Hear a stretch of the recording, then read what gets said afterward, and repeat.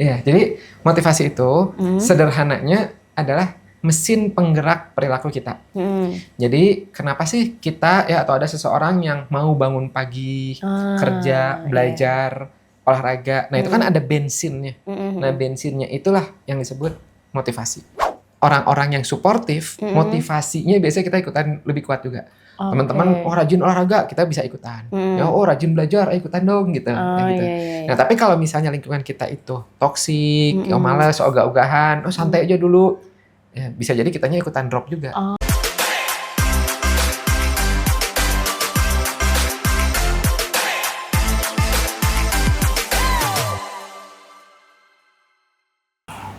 Halo semuanya, balik lagi di Grafocast bareng aku Dania dan saya Afif. Oke. Nah, Kang Afif, kalau ngomongin soal motivasi ini ya, aku yakin nih teman-teman semua ini pasti pernah ngalamin momen naik turun. Jadi ada masanya semangat banget. Nah, terus sampai kayak kerjaan tuh dikejar-kejar nih sampai kelar gitu. Tapi ada juga masanya tuh kayak pengen rebahan seharian.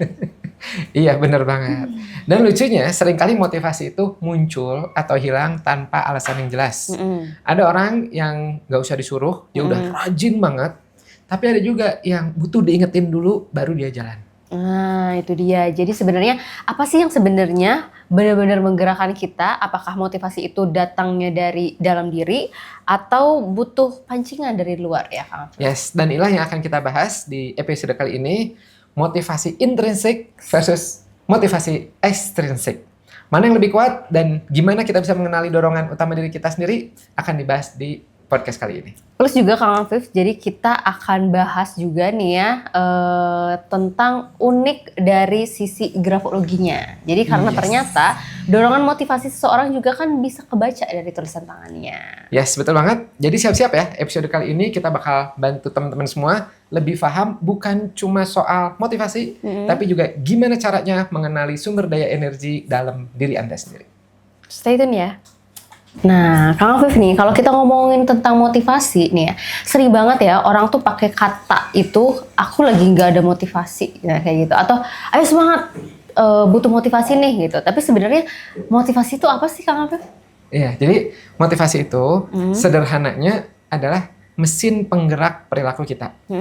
Jadi kenapa sih kita ya atau ada seseorang yang mau bangun pagi, kerja, belajar, olahraga. Nah, itu kan ada bensinnya. Nah, bensinnya itulah yang disebut motivasi. Oh, jadi motivasi itu kayak energi ya, Kang Afif ya. Tanpa itu kita mungkin tetap bisa berjalan, tapi rasanya tuh kayak bisa berat banget gitu. Betul. Cuman bedanya kalau energi fisik, nah kalau motivasi itu lebih ke mental sama emosional. Jadi kadang bisa jadi badan kita sehat, energinya kuat, tapi kalau nggak ada motivasi, rasanya tetap aja malas bergerak gitu. Oh, gitu ya, Kang Afif. Jadi aku keinget nih ya, ketika mahasiswa atau misalnya kita di zaman-zaman mau skripsi nih ya, sebenarnya badan tuh sehat, laptop nyala, nggak kenapa-napa, terus kayak cemilan ada, kopi ada, tapi kok skripsinya nggak disentuh-sentuh ya, Kang ya? Ada yang ngerasain kayak gitu, ya udah siap semua gitu, tapi aduh nggak disentuh-sentuh. Nah, itu contoh paling umum, ya contoh klasik. Jadi memang bisa dibilang motivasi itu penting banget, karena motivasi inilah yang menentukan seberapa konsisten kita untuk bergerak ke tujuan yang kita harapkan. Oh, jadi kalau kayak gitu berarti motivasi itu bukan cuma soal semangat sesaat ya, Kang Afif ya, tapi lebih ke arah ke dorongan mendalam yang bikin kita tuh mau melakukan sesuatu gitu, Kang. Iya, betul banget, exactly. Jadi, dan menariknya lagi itu adalah motivasi itu ada banyak jenisnya. Ada motivasi yang datangnya dari dalam diri kita sendiri, ada yang motivasi datangnya dari luar. Nah, itu yang akan dibahas lebih detail di materi kita kali ini. Oke, jadi kalau aku rangkup nih ya, motivasi itu sebenarnya ibaratnya tuh kayak bensin mental dan emosional ya, Kang Afif ya, yang mendorong kita tuh untuk bertindak. Jadi tanpa motivasi, meski fisik siap, mungkin seringkali kita juga tetap nggak jalan ya, Kang Afif ya. Nah, jadi di segmen berikutnya kita akan bahas lebih spesifik tentang motivasi intrinsik versus ekstrinsik. Apa bedanya dan bagaimana pengaruhnya dalam hidup kita sehari-hari. Jadi jangan kemana-mana, tetap di Grafocast. Yes. Kamu masih sering berantem sama pasangan kamu? Gak lagi deh. karena aku sudah baca buku Psikologi Pasangan yang bantu mengenal pasangan dan membangun hubungan yang harmonis. Di buku ini, kamu akan pelajari grafologi pasangan, tips and trik 6 tes psikologi, bahkan love language. Dapatkan sekarang juga. Nah, Kang Afif tadi kan kita udah bahas nih tentang motivasi itu sebagai mesin penggerak ya Kang Afif ya. Yes. Nah, sekarang aku pengen nanya nih Kang nih, motivasi intrinsik sama ekstrinsik itu sebenarnya bedanya apa sih Kang Afif? Jadi gini, motivasi intrinsik itu dorongannya dari dalam diri. Oke. Contohnya, misalnya kita belajar karena memang kita suka belajar, atau kita kerja keras karena kita pengen berkembang. Betul. Jadi kepuasannya itu datang dari aktivitas diri sendiri gitu ya. Jadi berarti kayak orang yang hobi main musik gitu ya, dia latihan tiap hari itu bukan karena misalnya dibayar kayak gitu, tapi karena memang cinta banget gitu sama musiknya gitu ya. Iya betul, gitu. Jadi itu intrinsik tuh. Ya. Nah, beda halnya sama yang ekstrinsik ya gitu. Jadi kalau ekstrinsik itu motivasinya dari luar. Jadi kayak tadi belajar, kenapa kamu kok rajin banget belajar? Iya karena mau ada ujian, gitu. Atau ketika kok kamu tumben nih kerjanya semangat banget, iya mau dapat bonus, gitu. Iya. Atau olahraga supaya dipuji. Jadi dorongan utamanya itu adalah reward dari luar atau konsekuensi dari luar eksternal. Oke. Jadi sebenarnya aku jadi ingat masa waktu sekolah dulu kali ya gitu. Jadi ada teman aku nih rajin banget di belajar nih Kang Afif ya karena takut nilainya tuh jelek. Berarti itu termasuk ke ekstrinsik ya? Iya betul. Dan sebenarnya dua-duanya sama-sama valid. Gitu, nggak ada yang mana yang salah, mana yang benar gitu. Yang penting kita tahu nih dorongan kita itu dari mana. Oke. Tapi kan kalau misalkan nih dibandingin mana yang biasanya itu lebih tahan lama gitu. Maksudnya kayak si motivasinya tuh lebih apa ya? Kayak lebih kuat kayak gitu. Iya, biasanya intrinsik. Karena kalau intrinsik itu lebih stabil, datangnya dari dalam gitu. Tapi kalau dari eksternal, dari ekstrinsik itu biasanya naik turun, tergantung ada reward atau enggaknya. Tapi yang bagus sebenarnya kalau bisa dua-duanya seimbang, itu optimal. Itu bagus tuh. Oke. Jadi sebenarnya kayak kombinasi gitu ya Kang Afif ya. Yes. Jadi misalnya kalau misalkan aku suka masak nih, berarti ini intrinsik gitu ya. Nah, sekaligus dapat penghasilan juga misalkan dari jualan makanan, itu ekstrinsiknya gitu. Jadi intrinsik dan ekstrinsiknya tuh jadi powerful gitu ya Kang Afif ya. Bener. Nah, kombinasi itu seneng masak, udah gitu dapat duit juga reward gitu. Itu yang bisa bikin kita itu biasanya lebih konsisten dalam jangka panjang. Oke, jadi sebenarnya motivasi intrinsik itu dorongan dari diri gitu ya, dari dalam. Nah misalnya karena kalau suka merasa puas gitu ya. Terus sedangkan kalau ekstrinsik datangnya dari luar gitu ya Kang ya. Jadi seperti hadiah, bonus atau pengakuan mungkin gitu ya. Dan jadi kalau keduanya bisa dikombinasikan itu tuh hasilnya jauh akan lebih maksimal gitu ya Kang ya. Iya betul. Oke, nah segmen berikutnya kita akan bahas nih tentang hal yang gak kalah penting dari sebelumnya. Kenapa kadang motivasi itu kita bisa hilang Kang Afif ya, bisa drop, nah gitu. Atau misalkan motivasinya naik turun. Jadi apa sebenarnya yang bikin kita kehilangan dorongan untuk bergerak? Tetap bareng kami di Grafocast. Yes.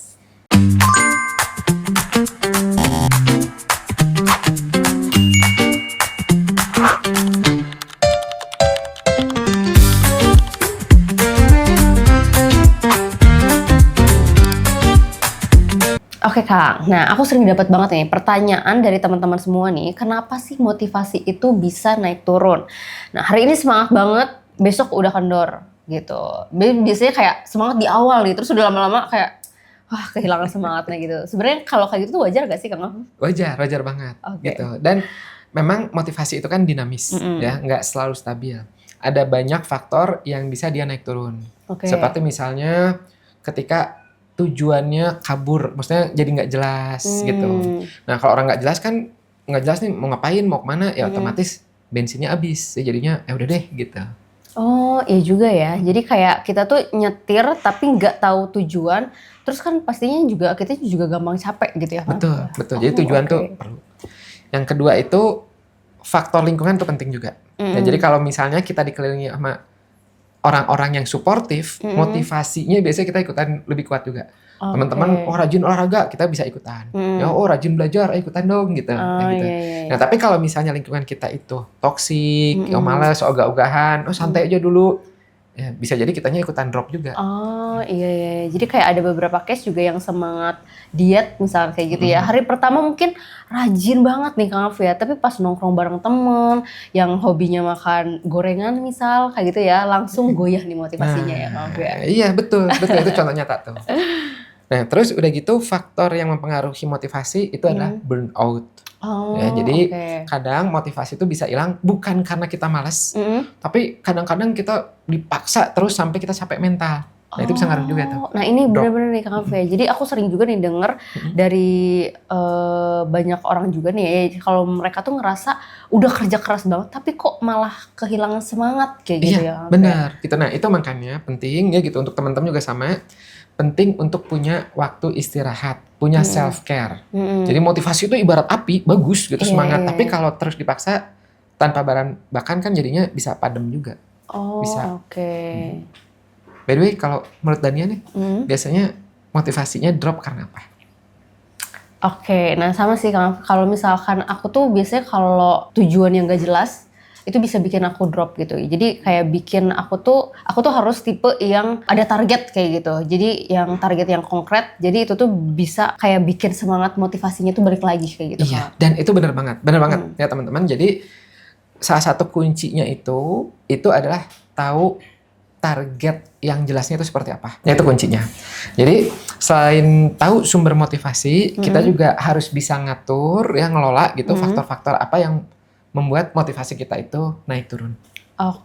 Jadi motivasi bisa turun karena tujuan yang kabur ya Kang Afif ya. Gak jelas. Gak jelas, terus lingkungan yang gak mendukung tadi kayak gitu kan. Atau mungkin burnout tadi ya yang tadi kata Kang Afif. Dan itu tuh sebenarnya wajar, tapi bisa kita kelola ya Kang Afif ya. Nah, di segmen berikutnya kita bakal bahas nih bagian paling khas dari Grafocast. Apa saja sih tanda-tanda grafologi yang menunjukkan dorongan utama motivasi seseorang? Jadi jangan kemana-mana, tetap di Grafocast. Hah? Enggak dong. Ih, maksudnya? Enggak. Parah banget sih. Padahal aku baru kenal kemarin, tapi ganggu banget orangnya. Bukannya kamu kenal dekat sama dia karena dia orangnya baik ya? Kelihatannya baik. Kamu udah cek belum tulisan tangannya? Maksudnya? Nah, ini nih contohnya titik yang terlalu ditekan. Artinya ada rangsangan emosi yang dapat membuat rasa marah meledak seketika dan berpotensi menyakiti orang di sekitarnya. Gak nyangka ya dari tulisan bisa tahu hal yang kayak gini. Iya, pokoknya kamu harus baca buku ini deh biar kamu lebih hati-hati lagi. Pengen. Nah Kang, nih bagian ini tuh kan paling ditunggu-tunggu nih ya, karena ini menyangkut sama grafologinya nih Kang Afif ya. Jadi kalau kita udah ngomongin motivasi dari sisi psikologi tadi kan, nah sekarang aku pengen tahu nih, apa tulisan tangan bisa menunjukkan dorongan motivasi seseorang? Bisa banget ya. Jadi dalam grafologi itu ada satu aspek yang dalam kepribadian, satu aspek dalam kepribadian yang disebutnya itu adalah aspek dorongan dan motivasi diri. Jadi isinya itu ngebahas tentang beberapa tanda, memang tanda-tandanya itu yang ngasih clue kita tentang dorongan dan motivasi seseorang. Contoh, misalnya gini, coba teman-teman ngelihat huruf T masing-masing. Ya. Nah huruf T itu kan ada stemnya namanya, ya, stem itu yang tegaknya, ada juga barnya, bar itu stripnya. Nah coba sekarang kita ngelihat si barnya dulu, tapi pastikan barnya nggak nyambung ke huruf lainnya ya, gitu. Jadi yang dia lepas gitu. Nah dari sini kita bisa ngelihat tinggi rendahnya dan juga panjang pendeknya. Semakin tinggi tibar, ya, selama masih nempel di batang ya, jadi nggak yang copot kayak gini ya gitu, masih nempel gitu. Biasanya dia semakin tinggi juga motivasi targetnya. Kemudian diikuti dengan panjangnya. Semakin dia panjang, itu semakin antusias penulisnya. Jadi kalau ngerjain sesuatu tuh semangat, motivated gitu. Wah ini keren banget nih. Terus apa lagi Kang nih? Kalau misalkan energi gitu. Jadi selain semangat ada energi yang mendukung juga nggak Kang? Bisa. Jadi kalau energi itu kelihatan dari banyak ya, salah satunya dari tekanan tulisan. Jadi kalau tulisannya ditekan kuat, bisa jadi dia nunjukin energinya besar. Jadi kebayang kalau diikuti dengan motivasi yang besar, nah mereka biasanya tipe-tipe yang all out kalau udah ngerjain sesuatu. Wah ini kebayang sih Kang. Jadi kalau sebaliknya tekanannya tipis-tipis gitu, itu gimana? Nah kalau tipis-tipis berarti energinya bisa jadi lemah.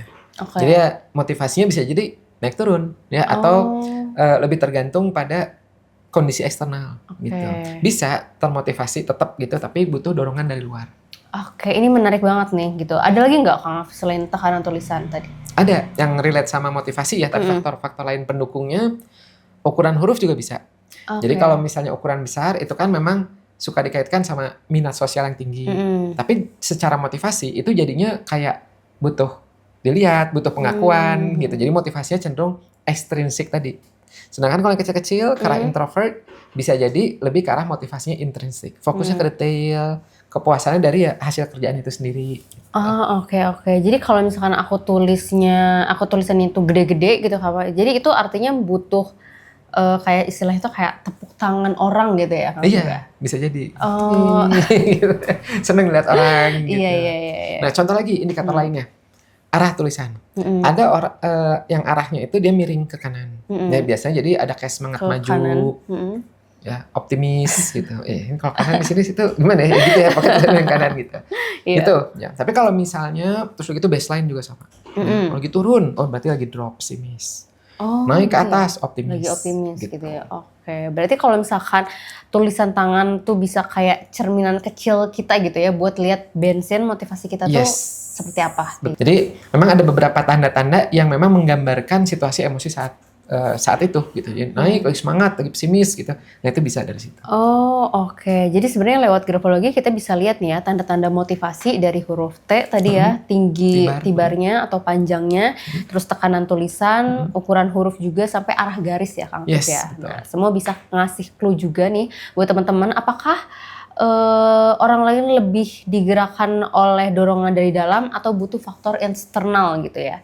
Nah, oke, setelah ini kita akan bahas nih, bakal masuk ke bagian yang paling seru, yaitu adalah fun fact grafologi seputar motivasi yang bisa bikin teman-teman senyum-senyum sendiri nih pas inget tulisan tangan masing-masing. Yes. Jadi tetap bareng kami di Grafocast. Duh, ini anak baru udah 3 bulan kerja, diajarin berkali-kali, nggak bisa lagi. Gimana dong, kerjaan banyak. Kenapa sih? Kelihatannya stres banget. Bukannya kemarin itu udah ada karyawan baru ya yang bantuin kamu? Iya, ini ada karyawan baru, kemarin udah diajarin berkali-kali. Kayaknya nggak cocok deh, kemarin buru-buru pas rekrutmen, takut nggak ada yang daftar. Aduh, kasihan banget. Makanya nih, bisa baca buku ini. Dengan baca buku cocok, rekrutmen bisa jadi lebih gampang dan tepat sasaran. Nah, ini buku yang aku cari, buku cocok. Nah, biar karyawan makin cocok, mulainya dari buku cocok.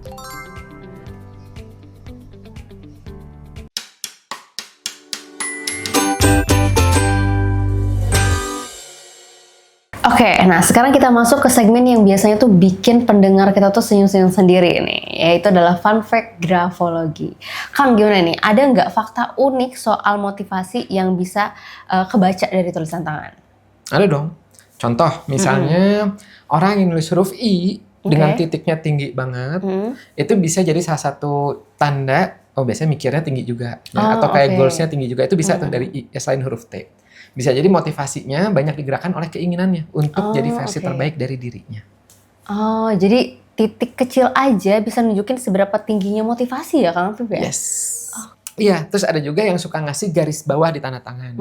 Nah, itu sering jadi tanda buat orang satu nunjukin kayak, ini loh aku, perhatiin aku. Jadi nunjukin eksistensinya. Disebutnya tuh self-reliance, kemandirian. Bisa. Nah, jadi ini aku ingat beberapa mungkin artis gitu ya, yang tanda tangannya itu pakai garis tuh tebel panjang banget Kang Afif di bawah kayak gitu. Jadi cocok ya untuk profesinya yang butuh spotlight kayak gitu. Iya, betul. Ini loh saya, gitu. Kemudian ada juga nih yang menarik. Orang yang biasanya nulis hurufnya miring ke kanan, ya. Nah, itu biasanya motivasinya lebih besar buat bergerak, berhubungan buat bergerak maju gitu, berhubungan sama orang lain gitu.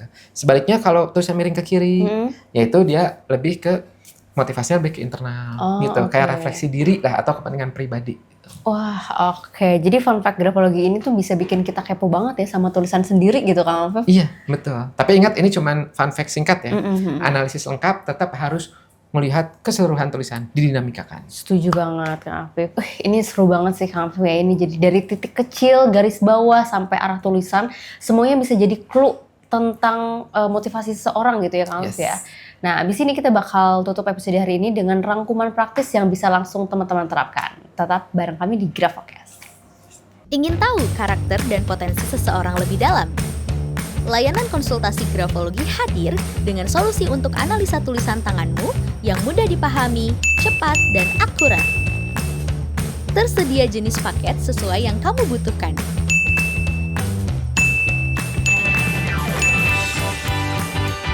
Konsultasikan sekarang dengan kunjungi link di sini. Oke, nah nggak kerasa ya Kang Afif ini obrolan kita tentang motivasi ternyata luas banget. Dan apa itu motivasi, bedanya intrinsik dan ekstrinsik, sampai faktor yang bikin motivasi itu sendiri juga naik turun ya Kang Afif ya? Yes, betul banget. Dan yang menarik, lewat grafologi kita juga bisa ngelihat petunjuk tentang dorongan utama seorang, ya motivasi seorang. Dari huruf T, ya tadi barnya, dari tekanan tulisan, ukuran huruf, sampai ke arah garis tulisan. Nah itu bisa jadi clue soal motivasi yang menggerakkan kita. Yes, betul banget. Jadi kalau aku simpulin nih ya, jadi motivasi itu ada dua sisi. Jadi ada intrinsik, dorongan dari dalam diri, dan ekstrinsik, dorongan dari luar juga gitu. Jadi dua-duanya valid ya Kang Afif ya. Yes. Nah tinggal kita sadar nih, kita digerakkan oleh yang mana dan bagaimana menyeimbangkannya. Ya, betul banget. Dan yang penting, kalau motivasi lagi drop, bukan berarti kita gagal. Itu tanda kita perlu istirahat, atau atur ulang tujuannya, atau cari dukungan dari lingkungan, dari eksternal. Betul, oke. Jadi semoga nih setelah dengerin episode ini teman-teman semua jadi lebih kenal nih sama bensin penggerak dirinya sendiri dan bisa jadi lebih bijak untuk mengatur motivasi biar tetap konsisten. Yes, betul. Dan kalau misalnya Anda ingin belajar lebih banyak tentang bagaimana tulisan tangan bisa mengungkap motivasi dan kepribadian, langsung aja mampir ke grafologiindonesia.com. Di situ ada banyak materinya dan Anda bisa juga belajar gratis di situ. Ada mini course-nya, ada e-booknya, dan lain-lainnya. Oke, teman-teman juga bisa nih untuk follow Instagram dan TikTok kita di @grafologi_indo. Jadi biar nggak ketinggalan juga nih konten-konten seru dan edukatif lainnya. Yes, betul banget. Thank you banget dan sampai ketemu di episode berikutnya di Grafocast. Tetap semangat, tetap termotivasi, dan jangan lupa kenali apa yang benar-benar menggerakkan diri Anda sendiri. Bye.